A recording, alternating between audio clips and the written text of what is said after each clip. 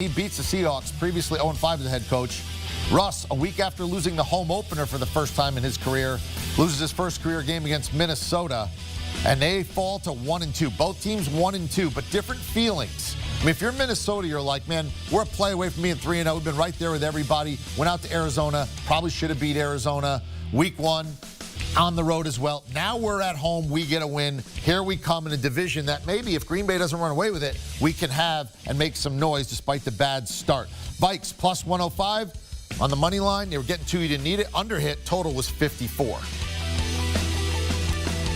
All right, here you go. So they lose at Cincinnati in overtime, and then they have a field goal under 40 yards to win at Arizona, and Greg Joseph hooks it. So they are literally 2 plays away from being 3-0 instead of 1-2. And Kirk Cousins, he balled out last year with 36 total touchdowns. This year, 8 TDs, no picks. Past 13 games, he has 32 touchdown passes and 3 picks.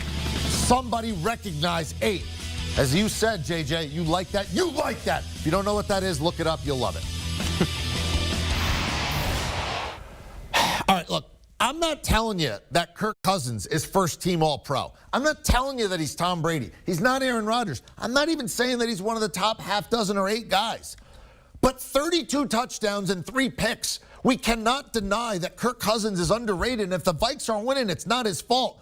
Are you coming with me, or are you going to go the other way here? I'm with you, and you can make an argument that he is top dozen or even better than that. Advanced Metrics had him as 11th coming into this game. That will certainly improve. And you mentioned the numbers, EK. Here's some more numbers for you. The last 200 attempts, going back to Christmas last year, 0 interceptions. Over the last 5 games, 14 touchdowns, 0 interceptions. No surprise there. And when you look at completion percentage of guys active and retired, Kirk Cousins is 3rd. Who's ahead of him? Deshaun Watson, who's been deactivated all season and won't play. Number 2, Drew Brees, first ballot Hall of Famer. Then it's Kirk Cousins. Think about that, and I think you're exactly right. It feels like he and Mike Zimmer, the head coach, aren't on the best of terms. Where would they be without Kirk Cousins? That's the question you have to ask. No Dalvin Cook today, as you mentioned. The defense showed up, and I think that's a fantastic sign. The Packers obviously didn't show up in Week 1. They beat the Lions last week, as everyone expected.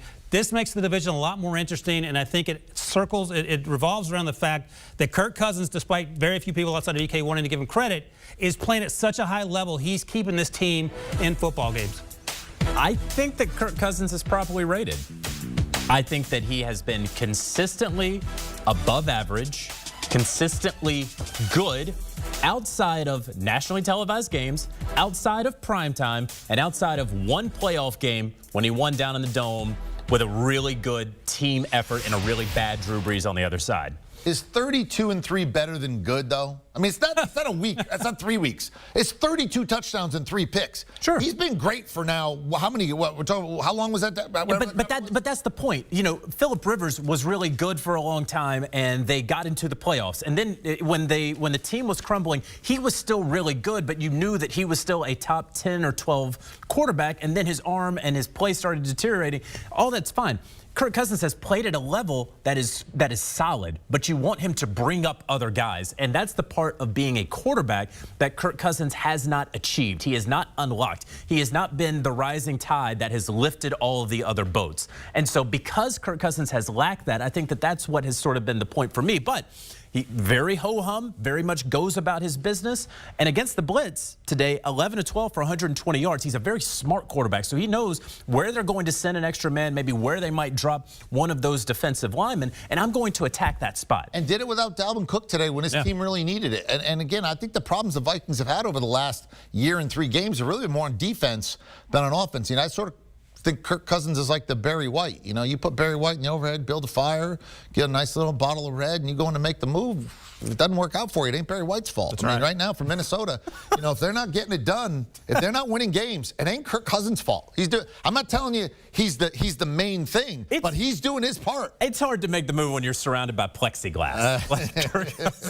All right, now over to Seattle. Look, I have long asked this question in a lot of different ways over a lot of different times because the 2 constants have been Russ and it's been Pete Carroll.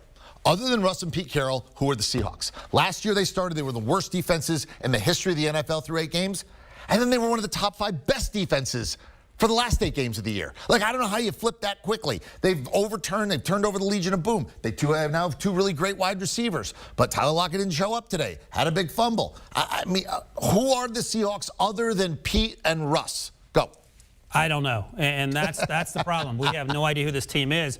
Coming into this game, Pete Carroll had not lost to the Vikings since 1997. You mentioned Russ was 7-0 coming into this game as well. You talk about the offense sputtering coming into this game. The Vikings had allowed their defense 24 points the last 9 games, which was the active record in the NFL.